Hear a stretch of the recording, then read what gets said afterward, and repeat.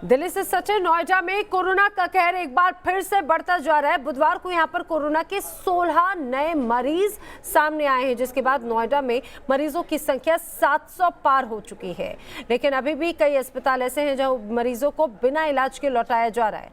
हमारे सहयोगी नोएडा के कोविड अस्पताल का जायजा लेने के लिए पहुंचे और जिम्स के डायरेक्टर राकेश कुमार गुप्ता से बात की। क्या कहना है उनका, ये रिपोर्ट देखिए। नोएडा में कोरोना संक्रमण के मामले 600 पार हो चुके हैं, लेकिन जो फ्यूचर हालात दिखते हैं, यानी कि आगे आने वाले जो समय दिख रहा है, जिस तरह से प्रतिदिन कोरोना संक्रमित मरीजों की संख्या किसी दिन 44, किसी दिन 12, किसी दिन 18 सामने आ रही है।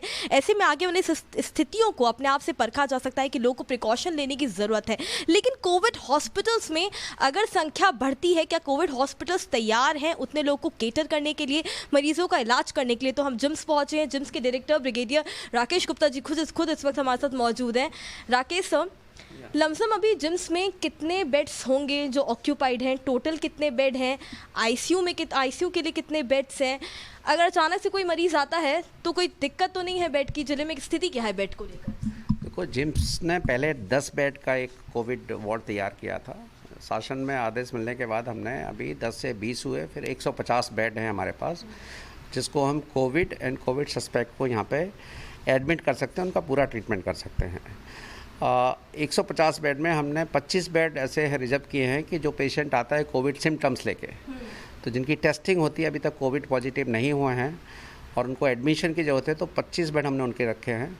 125 बेड पॉजिटिव पेशेंट्स के रखे हैं, जिसमें 10 बेड हमारे आईसीयू के हैं। 60 से 70 बेडों पे हमारे पास ऑक्सीजन की सुविधा उपलब्ध है। इस वक्त हम जिम्स के कंट्रोल रूम में है, जहाँ पे कितने पेशेंट्स, जिम्स में जितने ही पेशेंट्स एडमिट हैं उनकी पूरी डिटेलिंग यहाँ पे नोट की हुई है। कौन से हाई रिस्क पेशेंट्स हैं, कौन से सस्पेक्टेड पेशेंट्स हैं, किस कमरे में कौन सा पेशेंट है, उसकी डिटेल, उसके फ़ोन नंबर, किसको क्या तकलीफ होती है, तमाम चीज़ों का जो ब्यौरा है, जो डाटा है, वो इस कंट्रोल रूम में मौजूद रहता है। राकेश सर, लेकिन एक बात, पिछले दिनों 2-3 ऐसे मामले हुए हैं जिसमें ये बात लगातार कही जा रही थी कि पेशेंट लौटा दिया गया बेड ना होने के चलते। सर, ऐसा क्यों? मतलब क्या इमरजेंसी में पेशेंट्स को ट्रीट नहीं किया जा सकता अगर वो एनएच टावर पे आते हैं या किसी और आर पे पेशेंट्स आते हैं? देखिए, हमारे पूरे स्टाफ को, हमारे डॉक्टर्स को हिदायत है, कोई भी मरीज़ पहले वापस नहीं होगा।